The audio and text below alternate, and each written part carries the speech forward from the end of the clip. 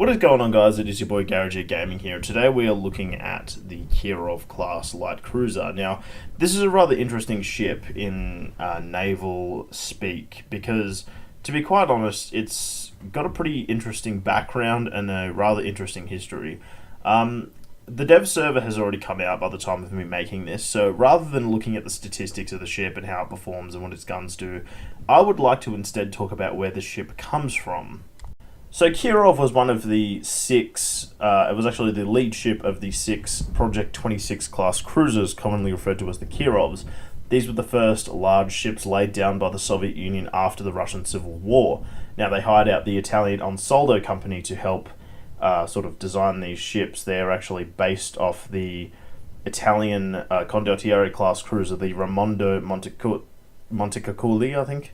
And it is a really interesting ship, mainly Kirov in particular for its defense of Leningrad. Now, these ships were based off Italian ships, and you're probably wondering why the Soviet Union would have to go and get ships from the Italians, but you got to remember back then the Italians were actually quite the seafaring power in their own right. They certainly weren't Great Britain, Japan, or the United States, but back then there was a sort of mini arms race going on between France and Italy. Previously, in the First World War, it was between Italy and the Austro-Hungarian Empire. Of course, that did not exist anymore, so it's really interesting. So yeah.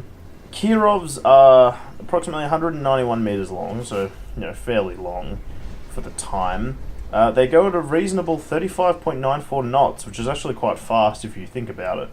In terms of ships, this is quite the fast cruiser, and since the Soviet Navy would be mainly, if this thing was stationed in St. Petersburg, this thing would be operating in the Baltic, so you don't really have to look at, you don't have to look at ridiculously long range as compared to the British ships or even the American ships that have to fight across the Pacific.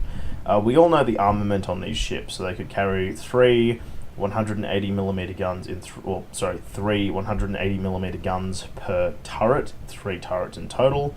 In Imperial, it's a 7.1-inch gun. They had 6 100mm dual-purpose guns, 6 single 45mm anti-aircraft guns, 4 single 12.7mm anti-aircraft machine guns.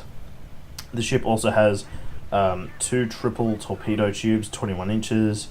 They could carry mines and depth charges, strangely enough. So yeah. Waterline belt is only 50mm, same with its deck. Turrets are also 50mm, so the turrets on this thing should be really easy to knock out. Of course, I haven't actually viewed the Armour model on the dev server because I can't access the dev server, so someone else will have to get to that. In the war, the 45mm guns were replaced by 37mm guns, and there were extra Vickers machine guns added. They also added radars to the thing by the end of the war. There's some interesting stuff about it being the secondary armament was all hydraulically powered, sort of after the war as a refit, but this ship was woefully obsolete after the war. This ship didn't end up leaving service until, 1974. So this was a very long-serving ship, mainly used for training towards the end there. But yeah, so it's extremely interesting. But the incredible part of this ship's career was its service in the Baltic Fleet. So during the Second World War, this thing served in a lot of coastal defense roles. Basically serving during the Winter War against the Finnish, and then during Operation Barbarossa, this ship was basically stuck in the port of Leningrad. So it's quite incredible what happened. So this ship was, bombed and then hit by large shells and all sorts of stuff, and it was there, and it would help in the defense of Leningrad by firing its main guns. So they really did a lot of work, and that's the interesting thing today, is that there is a monument for this ship, and unlike any other monument you've ever seen, they actually preserve two of the main battery turrets. So the 2 turrets you see on the front of the ship, the 2 turrets you see on the front of the ship are actually here today in St. Petersburg, which is Leningrad today.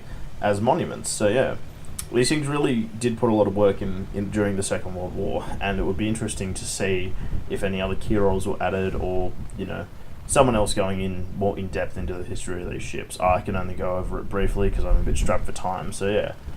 Well, I hope you guys have enjoyed. It's been your boy Garage Gaming, and yeah, hope to see you sailing these ships around in future. See ya.